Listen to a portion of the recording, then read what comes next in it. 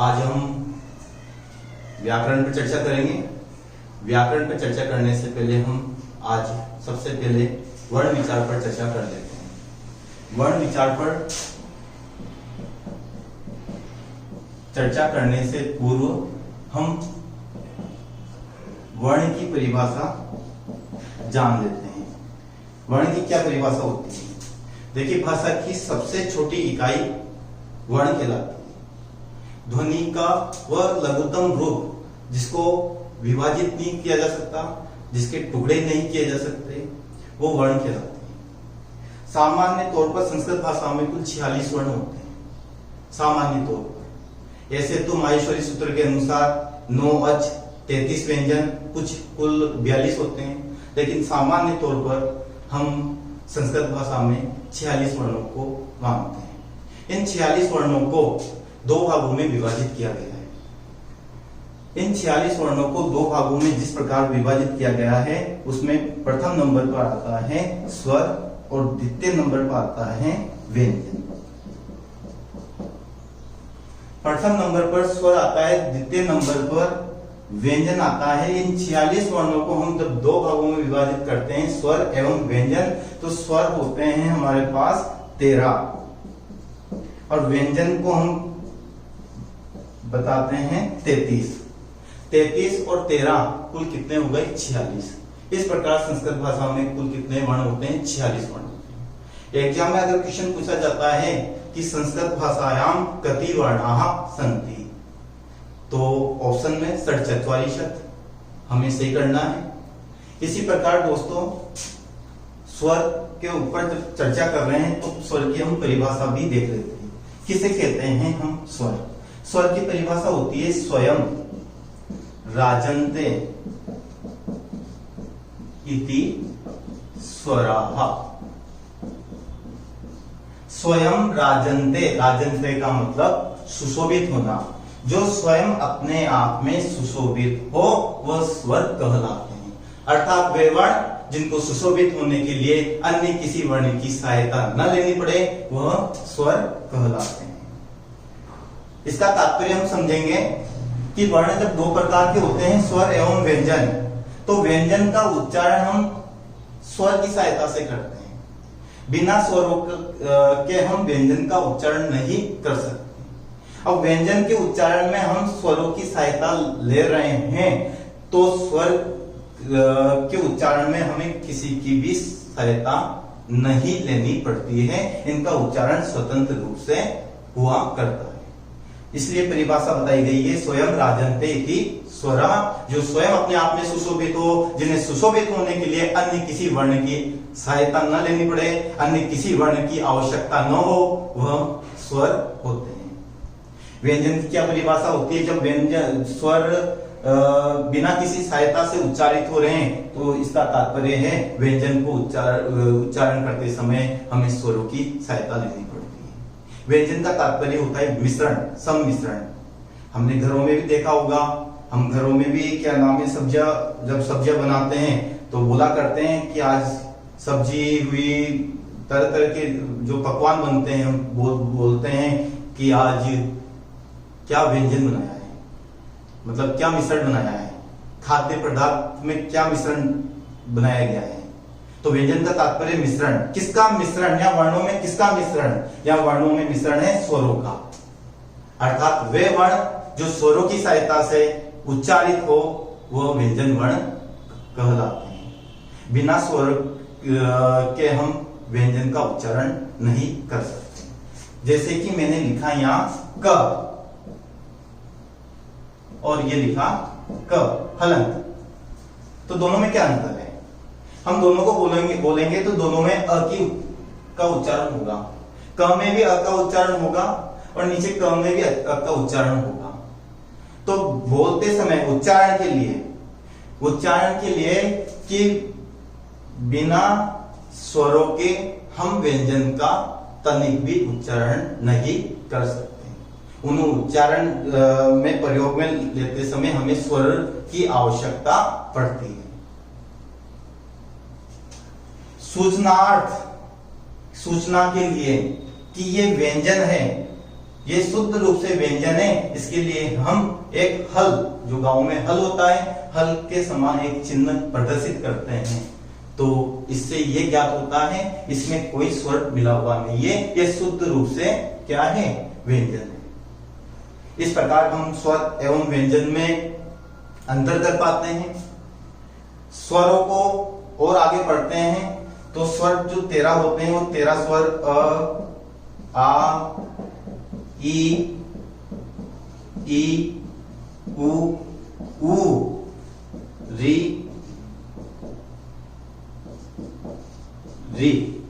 और री, ए, ओ, आई, औ। अब गिनते हैं कितने स्वर होते हैं। 1 2 3 4 5 6 7 8 9 10 11 12 13। इस प्रकार स्वर हमारे पास कितने होते हैं, 13 स्वर होते हैं। इन 13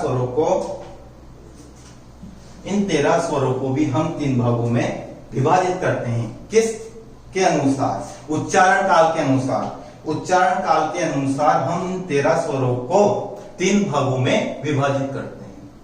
पहला है ह्रीश्व स्वर, दूसरा है दीर्घ स्वर, और तीसरा है हमारे पास प्लुत स्वर।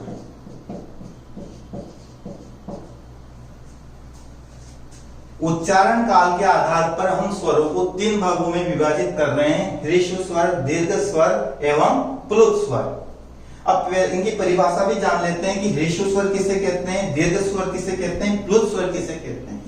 ह्रीश्व स्वर कहलाते हैं वे स्वर जिनका उच्चारण बहुत ही कम समय में संपन्न हो जाए, वो ह्रीश्व स्वर कहलाते हैं।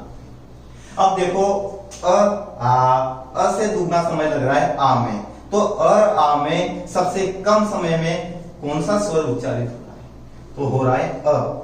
ऐसे ई दोनों में सबसे कम समय में कौन सा स्वर उच्चारित हो रहा है, वो है ई। ऐसे उ, ऐसे री, ऐसे री। बाकी के जितने भी स्वर हैं सब दीर्घ स्वर हैं। तो ह्रीश्व स्वर कितने होते हैं, 1 2 3 4 5 ह्रीश्व स्वर होते हैं 5। अ, ई, उ, री और री। इस प्रकार ह्रीश्व स्वर 5 होते हैं। परिभाषा क्या है, परिभाषा है ऐसे स्वर जिनका उच्चारण बहुत ही कम समय में संपन्न हो, वो ह्रीश्व स्वर कहलाते हैं। एक मात्रिको स्वरो ह्रीश्व स्वर अस्ति। जिनका उच्चारण एक मात्रा के समय में संपन्न हो जाता है, वो ह्रीश्व स्वर होता है। अब देखते हैं हम दीर्घ स्वर। जब हम ह्रीश्व की परिभाषा, दीर्घ यानी बड़ा, दीर्घ का मतलब क्या होता है, बड़ा। तो बड़ा का मतलब यहाँ वर्णों में बड़ा का मतलब होगा ऐसे वर्ण जिनका उच्चारण हम ह्रीश्व स्वर से 2 गुना समय में संपन्न करते हैं, वो दीर्घ स्वर होते हैं। और जितने भी स्वर बच रहे हैं ये सब क्या है, दीर्घ स्वर है। 1 2 3 4 5 6 7 8। तो दीर्घ स्वर कितने हो जाते हैं हमारे पास, 8 हो जाते हैं। कितने हो गए, 8। आ, ई, उ, री, ए, ओ, आई, औ। अब आता है प्लुत स्वर। पहले जानते हैं कि प्लुत स्वर की क्या परिभाषा होती है। जब ह्रीश्व स्वर की परिभाषा हमने ये बताई कि वे स्वर जिनका उच्चारण बहुत कम समय में संपन्न हो। दीर्घ की परिभाषा हमने ये लिखी कि वे स्वर जिनका उच्चारण हम ह्रीश्व स्वर से 2 गुना समय में संपन्न करते हैं, वो दीर्घ स्वर होते हैं। तो प्लुत की क्या परिभाषा होगी, प्लुत की परिभाषा होगी वे स्वर जिनका उच्चारण ह्रीश्व स्वर से 3 गुना समय में संपन्न हो, वो प्लुत स्वर होता है। तो प्लुत स्वर का प्रयोग कहां करते हैं, प्लुत स्वर का प्रयोग करते हैं हम कि दूर से पुकारने के अर्थ में। किसी को अगर दूर से पुकारा जाए तो हम किस स्वर का प्रयोग करेंगे, हम प्लुत स्वर का प्रयोग करेंगे। जैसे किसी का नाम रामू है, अगर उसको दूर से पुकारना हो तो हम क्या बोलेंगे, रामू। अब देखो उ 3 प्रकार के हुए हमारे पास, एक साधारण उ जिसको ह्रीश्व, एक उ, एक जो उ आप हमने दीर्घ ऊ से 2 गुना समय में संपन्न किया है, वो उस ऊ की क्या संज्ञा देंगे, उस ऊ को क्या नाम देंगे, उस ऊ को हम नाम देंगे प्लुत स्वर, प्लुत ऊ। तो वे स्वर जो ह्रीश्व स्वर से 3 गुना समय में संपन्न हो प्लुत स्वर कहलाते हैं। प्लुत स्वर जितने भी 13 स्वर हैं, अगर ये दूर से पुकारे जाए तो ये सब प्लुत स्वर होंगे। तो इसका हम किसी स्वर के पीछे 3 का सांकेतिक चिन्ह, 3 की संख्यांक लगा देते हैं तो वह प्लुत स्वर बन जाता है। इस प्रकार हम स्वर के भेद करते हैं, ह्रीश्व स्वर, दीर्घ स्वर एवं प्लुत स्वर। इसके अलावा भी कभी कभी एग्जाम में पूछ लिया जाता है कि संयुक्त स्वर कितने होते हैं। संयुक्त स्वर का मतलब हम जानेंगे कि वे स्वर जो संयुक्त यानी मिलना, वे स्वर जो 2 स्वरों के मिलन से बनते हो संयुक्त स्वर कहलाते हैं। कौन से स्वर हैं वो? तो वो स्वर हैं ए, ओ, आई, औ। तो ये 4 स्वर है, ये संयुक्त स्वर होते हैं, ए, ओ, आई, औ। ये चारों संयुक्त स्वर हैं। इनमें किन किन का मिश्रण होता है वो हम जानते हैं। इनको संयुक्त क्यों कहा जाता है? इनको संयुक्त इसलिए कहा जाता है क्योंकि अ और आ और ई या ई को मिलाने पर क्या बनता है? ए। ऐसे ही अ या आ प्लस उ या उ को मिलाने पर क्या बनता है? ओ। ऐसे ही अ या आ ए या आई को मिलाने पर क्या बनता है? आई। इसी प्रकार देखिए अ, आ, ओ और औ को मिलाने पर क्या बनेगा? औ बनेगा। तो 2 स्वरों के मिलन से बनने वाला जो स्वर है वो कौन सा स्वर होगा? संयुक्त स्वर। तो संयुक्त स्वर कितने हो गए हमारे पास? 4 संयुक्त स्वर हो गए हमारे पास। इस प्रकार हम स्वरों के विषय में इस प्रकार की जानकारी रख पाते हैं। अब पेपर में क्वेश्चन किस प्रकार से पूछा जाएगा ये देखते हैं। पेपर में क्वेश्चन आएगा एक मात्रिक को स्वरों रिक्त स्थान अस्थि, तो उसमें ऑप्शन में दे दिया ह्रीश्व स्वर, दीर्घ स्वर, प्लुत स्वर या कोई भी नहीं। तो हमें क्या करना है? एक मात्रिक को स्वरों अस्थि ह्रीश्व स्वर। इसी प्रकार पेपर में क्वेश्चन पूछ लिया जाए कि द्विमात्रिक स्वरों अस्थि, ऑप्शन में दे दिया जाए ह्रीश्व, दीर्घ, प्लुत, तो हमें क्या करना है? दीर्घ करना है। इसी प्रकार त्रिमात्रिको स्वरों अस्थि, त्रिमात्रिक स्वर है और ऑप्शन में वही ह्रीश्व, दीर्घ, प्लुत दे दिया जाए तो हमें क्या करना है? हमें प्लुत करना है। क्या करना है? प्लुत करना है। पेपर में यूं पूछा जा सकता है कि स्वराः कति सन्ति, ऑप्शन में दे दिया उन्होंने एकादश, द्वादश, त्रयोदश, चतुर्दश, फिर हमें लगाना है त्रयोदश। मान लो त्रयोदश को नी देखकर स्वराः कति सन्ति 9 दे दिया तो फिर हमें 9 उसी को ही सही मानना है, क्योंकि मान लो 9 स्वर है वो माहेश्वरी सूत्र के अनुसार है। वहां जो 9 स्वर है, 9 अच है, अच का दूसरा नाम स्वर होता है, वहां जो 9 स्वर है वो माहेश्वरी सूत्र के अनुसार है। तो इस प्रकार प्रश्न बनने वाले हैं। इसी प्रकार पूछ लिया जाता है कि व्यंजन कि वे वर्ण जो पराश्रित होते हैं, तो कौन से वर्ण पराश्रित होते हैं? तो व्यंजन वर्ण पराश्रित होते हैं। किस पर पराश्रित होते हैं? वो स्वरों पर आश्रित होते हैं। तो व्यंजन की परिभाषा हमने पढ़ ली। अब हम ये जानेंगे व्यंजन कितने होते हैं। संस्कृत व्याकरण में कुल कितने व्यंजन होते हैं? 33 व्यंजन होते हैं। कितने व्यंजन होते हैं? 33 व्यंजन होते हैं। इन 33 व्यंजन को हम हल भी करते हैं। हल इसलिए कहा जाता है कि जब माहेश्वरी सूत्रों में ह से लेकर ल तक के जितने भी वर्ण हैं वो सब व्यंजन वर्ण के अंतर्गत माने गए हैं। ये 33 जो व्यंजन है इनका विभाजन हम किस प्रकार करेंगे आइए देखते हैं। इनका विभाजन कु, चु, टू, तू और पु। इनको उदित वर्ण भी बोला जाता है। पेपर में पूछ लिया जाए उदित वर्णाः सन्ति, तो उदित वर्ण है कु, चु, टु, तु, कु। इसमें इसमें उ की एक संज्ञा हो जाती है और कु से तात्पर्य समझते हैं हम पूरा क्या नाम है क वर्ण, क, ख, ग, घ, ऐसे चू से तात्पर्य च, छ, ज, झ, ऐसे ही टू से तात्पर्य क्या समझेंगे हम ट, ठ, ड, ढ और न।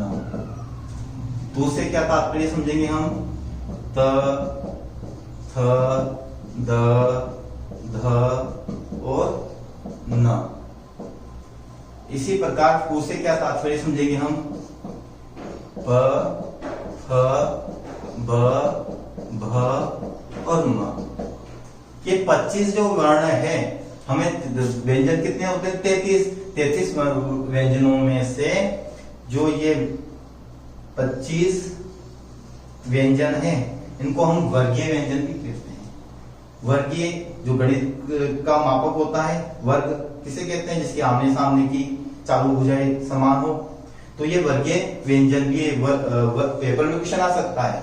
वर्गीय व्यंजनाः कति सन्ति, वर्गीय व्यंजनाः पंचविंशति सन्ति। इन्हें हम स्पष्ट व्यंजन भी कहते हैं, इन्हें इसका दूसरा नाम है स्पष्ट व्यंजन। स्पष्ट व्यंजन की क्या परिभाषा बनती है? स्पष्ट व्यंजन की परिभाषा बनती है कि काद्यो मावसाना,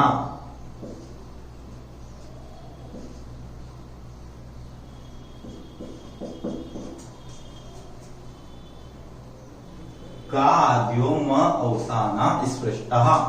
काद्यो क से प्रारंभ होकर म अवसाना म तक समाप्त होने वाले वर्ण क्या कहलाते हैं? क से प्रारंभ होकर म तक समाप्त होने वाले वर्ण क्या कहलाते हैं? स्पष्ट कहलाते हैं। क्या कहलाते हैं? स्पष्ट कहलाते हैं। जिनकी संख्या कितनी है? पेपर में क्वेश्चन आ जाए स्पष्ट व्यंजन कति, तो स्पष्ट व्यंजन है पंचविंशति। कितने हैं? पंचविंशति। तो स्पष्ट व्यंजन 25 माने गए हैं, तो ये 25 हो गए। इनके अलावा फिर आता है अंतस्थ वर्ण।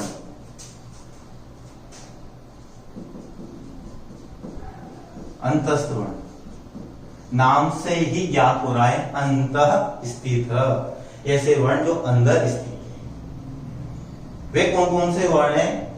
वे वर्ण है य, व, र, ल।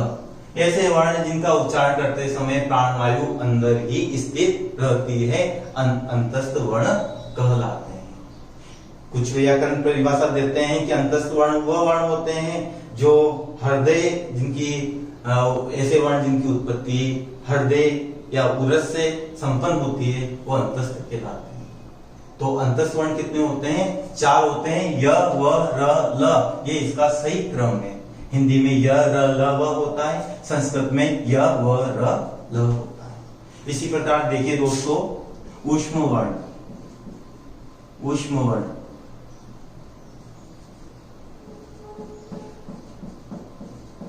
किन्हें कहा जाएगा? ऊष्म वर्ण। ऊष्म वर्ण वे वर्ण जिनको बोलते समय ऊष्मा का संचार होता है, वो ऊष्म वर्ण कहलाते हैं। श, श, स और ह। पेपर में क्वेश्चन पूछा जा सकता है कि अधोलिखित लिखितेषु वर्णेषु कः वर्ण अंतस्थ नास्ति। ऑप्शन में दे देगा य, व, र और ह। तो हमें क्या करना है? हमें ह का जो ऑप्शन है वो सही करना है। पेपर में दे दिया जाएगा कि अधोलिखितेषु वर्णेषु कः वर्ण ऊष्म वर्ण, ऊष्म वर्णो नास्ति, ऊष्म वर्ण नहीं है। ऑप्शन में दे दिया श, श, स या र। तो हमें क्या करना है? र को सही करना है। इस प्रकार देखिए दोस्तों, 13 स्वर और 33 व्यंजन, कुल वर्ण कितने हो जाते हैं? 46 वर्ण। लेकिन इन्हीं को अगर हम माहेश्वरी सूत्र के अनुसार देखा जाए तो माहेश्वरी सूत्र में जो स्वर होते हैं वो 9 होते हैं, जिन्हें अच भी कहा जाता है, और व्यंजन वही 33, तो कुल कितने वर्ण हो जाते हैं? 42 वर्ण हो जाते हैं।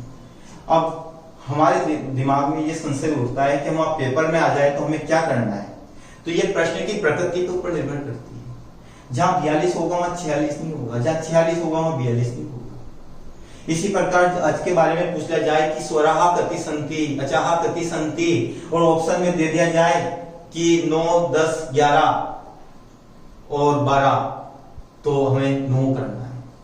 इसी प्रकार दे दिया जाए कि अचाहा अथवा व स्वराहा कति संति, तो ऑप्शन में दे दिया जाए 10, 11, 12, 13, तो हमें करना है 13 को ही सही मानना है। इस प्रकार 42 अथवा 46 कुल वर्ण होते हैं। इसके बाद हम चर्चा करेंगे उन वर्णों पे जिन्हें हम संयुक्त व्यंजन वर्ण बोलते हैं। तो संयुक्त व्यंजन वर्ण कितने होते हैं? ये तो प्रश्न ही गलत है, क्योंकि सारे व्यंजन को हम अर्धमात्रा के रूप में, अर्ध वर्ण के रूप में मानते हैं, और उनका संयोग जिसके साथ भी करोगे वो संयुक्त वर्ण ही कहलाएगा। लेकिन फिर भी जो व्यवहारिक प्रयोग में जिन वर्णों को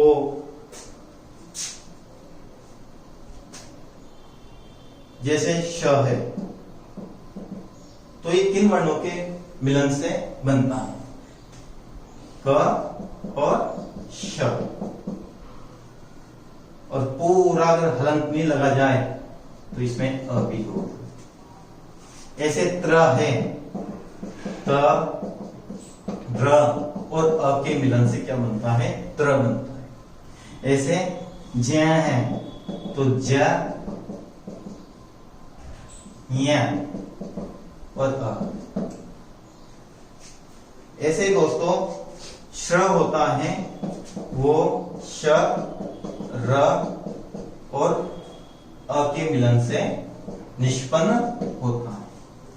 ये प्रमुख हमारे संयुक्त व्यंजन है।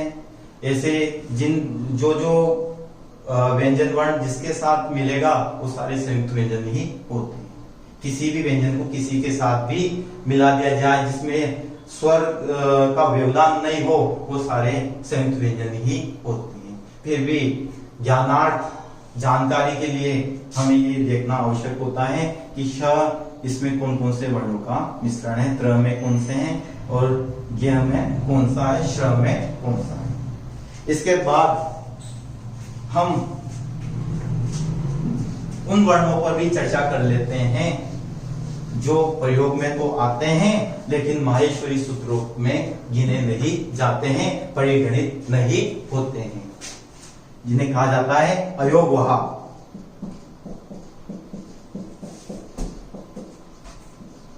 पहले जानते हैं कि अयोगवाह किसे कहते हैं।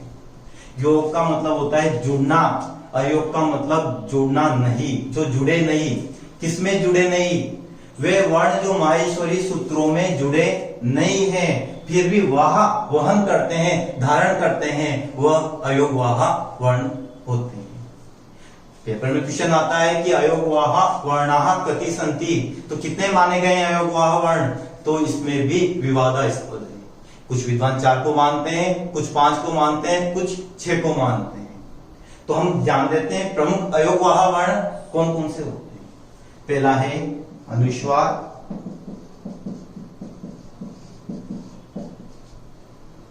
अनुस्वार इसे भी हम अयोगवाह में मानते हैं। किसी स्वर के ऊपर लगने वाली चंद्र बिंदु को हम अनुस्वार के नाम से दर्शित करते हैं। दूसरा है विसर्ग, जहां भी हमारे महागुरु पाणिनि ने उपदेश दिया है कहां कहां विसर्ग लग का प्रयोग होना चाहिए, वहां हम इस प्रकार का सांकेतिक चिन्ह प्रयोग करते हैं जो 2 बिंदुओं के रूप में होता है। इसके अलावा अनुस्वार हो गया, विसर्ग हो गया, इसके अलावा एक और आता है अर्ध विसर्ग। ये अर्ध विसर्ग वर्ण 2 प्रकार के होते हैं। ये 2 प्रकार के होते हैं। पहला प्रकार है इसका जीवा मूल्यम,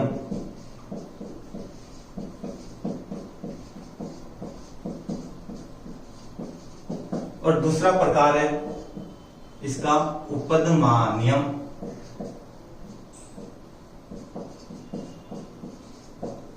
उपदमानीय, जीवामूल्य उपदमानीय।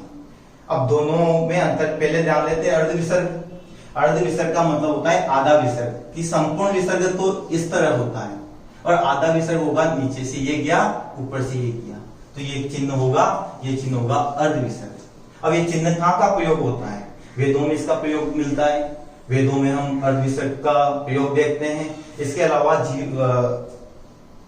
क एवं ख के पहले जो ये चिन्ह है, इस चिन्ह में से नीचे से हटाया, ऊपर से ये हटाया और ये आधा विसर्ग बन गया।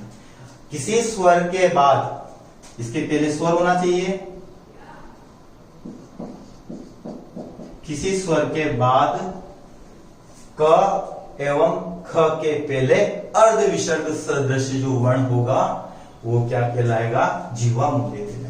क और ख के पहले ये नियम लागू होता है प एवं फ में। प और फ में भी इस प्रकार जो अर्धविसर्ग सदृश वर्ण है, यानी स्वर के बाद में, विसर्ग कब आता है? स्वर के बाद में। व्यंजन के बाद तो विसर्ग आता नहीं है, तो किसी भी स्वर के बाद में और प और फ के पहले जो अर्धविसर्ग सदृश, अर्ध आदि विसर्ग के समान जो वर्ण है वो उपदमानीय वर्ण कहलाएंगे। इसी प्रकार देखिए चौथा है हमारा यम वर्ण। यम वर्ण को भी हम अयोगवा में मानते हैं, इनका प्रयोग हम वैदिक संस्कृत में देखते हैं। अब जो यम वर्ण होता है वो किसी क्रमानुसार किसी व्यंजन की पुनरावृत्ति होती है, यानी वर्ग का पहला, दूसरा, तीसरा, चौथा, दूसरा, तीसरा, चौथा, इन वर्णों के बाद क्रमशः वही वर्ण आ जाए, 1, 2, 3, 4 और पीछे वर्ग का 5वां अक्षर आ जाए, इनके बाद डायरेक्ट 5वां अक्षर आ जाए, तो जो क्रमानुसार जो आवृत्ति हो रही है उस आवृत्ति के जो दूसरे नंबर का वर्ण है वो क्या कहलाएगा? वो यम वर्ण कहलाएगा। जैसे शब्द है हमारे पास च, ये ख, न, तु। अब देखिए इसमें ख 1 हो गया और ये ख 2 हो गया, पुनरावृत्ति हो रही है ख और ख की। उसके बाद वर्ग का 5वां अक्षर आ रहा है न, तो ये दूसरा वाला जो ख है वो क्या कहलाएगा? यम कहलाएगा। क्या कहलाएगा? यम कहलाएगा। इस प्रकार अयोगवा वर्ण होते हैं, इन्हें चार भी इसका विभाजन 4 प्रकार से भी करते हैं और 5 प्रकार से भी करते हैं। एक होता है द्विस्पृश जो वेदों में चलता है, लौकिक संस्कृत में इसका प्रयोग देखने को नहीं मिलता है। इसमें ये होता है जैसे लिखा हमने इड्डे, लिखा हमने इड्डे, तो देखिए इसका नियम ये है कि ई, ड और ए, मतलब आगे भी स्वर हो, बीच में जो ड है उसके बाद भी स्वर आना चाहिए। तो हम जो ड है उसको किस प्रकार लिखेंगे? उसको हम लिखेंगे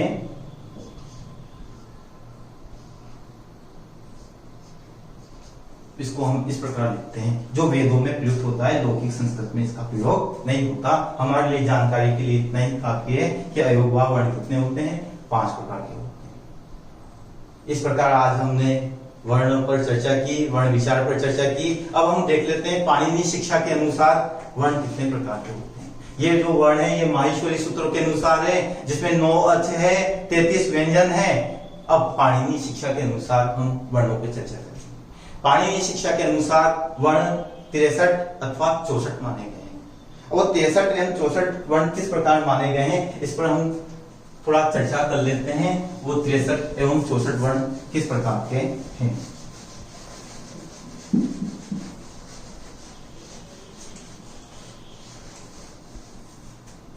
देखिए सबसे पहले स्वरों पे चर्चा कर लेते हैं। आज कितने होते हैं? 9 अ, ई, उ, री, री, ए, ओ, आई एवं औ। ठीक है। पाणिनि शिक्षा के अनुसार 63 अथवा 63 चतुष्षष्टि वा 63 एवं 64 वर्ण माने गए हैं। तो इसमें सबसे पहले है स्वर। स्वर यानी अच कितने होते हैं? 9 अचों में प्रथम जो अच है, मूल अच 1 2 3 4, इन्हें जो ह्रस्व स्वर है इनके कितने भेद होते हैं? अ ई उ री, इनके कितने भेद होते हैं? तो अ के 3 भेद कब होते हैं? हमने पढ़ा इससे पहले, ह्रस्व दीर्घ प्लुत। प्रत्येक स्वर के 3 भेद होते हैं, ह्रस्व दीर्घ और प्लुत। ई के भी 3 भेद होते हैं, ह्रस्व दीर्घ प्लुत। उ के भी 3 भेद होते हैं, ह्रस्व दीर्घ प्लुत। मतलब प्रत्येक स्वर के 3 भेद हो रहे हैं। तो प्रत्येक स्वर के 3 भेद हो रहे हैं। तो स्वर हमारे पास है, मूल स्वर 1 2 3 4 इंटू 3 कितने हो गए? 12। इसी प्रकार आता है रे। कुछ विद्वानों के अनुसार रे का प्लुत नहीं होता, केवल ह्रस्व होता है, और कुछ विद्वानों के अनुसार इसका प्लुत भी होता है, ह्रस्व भी होता है। तो 1 और 2 इस प्रकार मानेंगे। फिर आता है हमारे पास ए ओ ऐ औ। ये 4 स्वर है। अब 4 स्वरों में इस चारों स्वरों का ह्रस्व नहीं होता, दीर्घ एवं प्लुत होता है। तो 4 है तो दीर्घ, प्रत्येक स्वर के दीर्घ एवं प्लुत हो रहा है। यानी एक का दीर्घ और प्लुत होता है, ह्रस्व नहीं होता।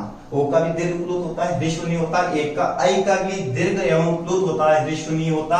और औ का भी दीर्घ एवं प्लुत होता है, ह्रस्व नहीं होता है। तो 4 इंटू 2 कितने हो गए? 8 हो गए। अब जोड़ते हैं इनको, कितना होता है? 12 8 20 और 21 एवं 22। तो स्वर कितने होते हैं? 21 अथवा 22।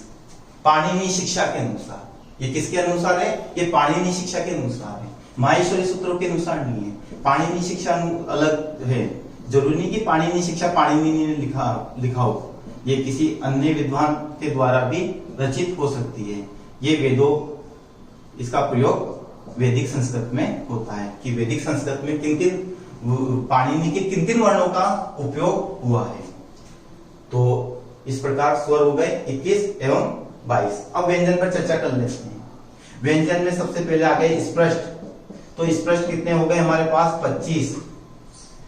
फिर इसके बाद आ गया अंतस्थ। अंतस्थ कितने हो गए हमारे पास?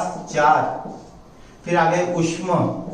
ऊष्म वर्ण कितने हो गए हमारे पास? 4। ठीक है। इसके बाद आ गया जीवा मूल्यम। इसका मानेंगे हम 1 ही मानेंगे, ये 1 हो गया।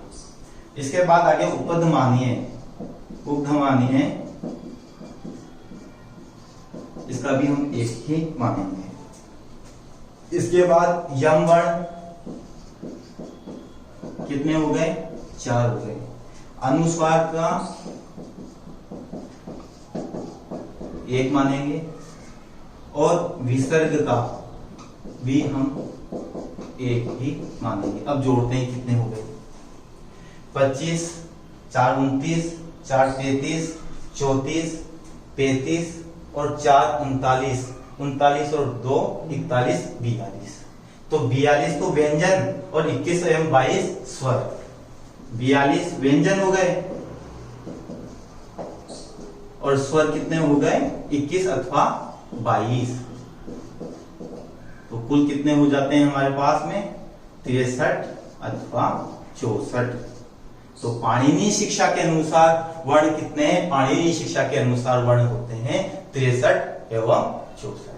तो आज की क्लास यही समाप्त करते हैं। अगली क्लास कक्षा में दोबारा हम मिलेंगे किसी नए टॉपिक के साथ। धन्यवाद।